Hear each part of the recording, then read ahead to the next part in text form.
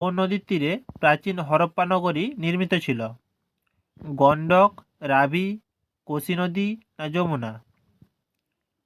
এর সঠিক উত্তর হলো অপশান বি, রাভি নদীর তীরে প্রাচীন হরপ্পা নগরী নির্মিত ছিল। নেক্সট কোয়েশ্চেন, সুরকোটাদা প্রত্নতাত্ত্বিক স্থান কোন রাজ্যে অবস্থিত রয়েছে? পাঞ্জাব, গুজরাট, রাজস্থান না বিহার?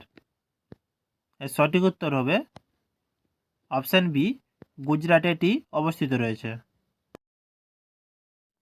নেক্সট কোয়েশ্চেন, নিচের কোন হরপ্পার সভ্যতার স্থানটি গুজরাটে অবস্থিত নয়? Option A Lothal, option B Daimabad, option C Surkotada, option D Dholavira. এর সঠিক উত্তর হলো অপশান বি দৈমাবাদ, এটি গুজরাটে অবস্থিত নয়। নেক্সট কোয়েশ্চেন, বৌদ্ধ ধর্মকে শুদ্ধ করার জন্য সম্রাট অশোকের পৃষ্ঠপোষকতার কোন পরিষদ ডাকা হয়েছিল?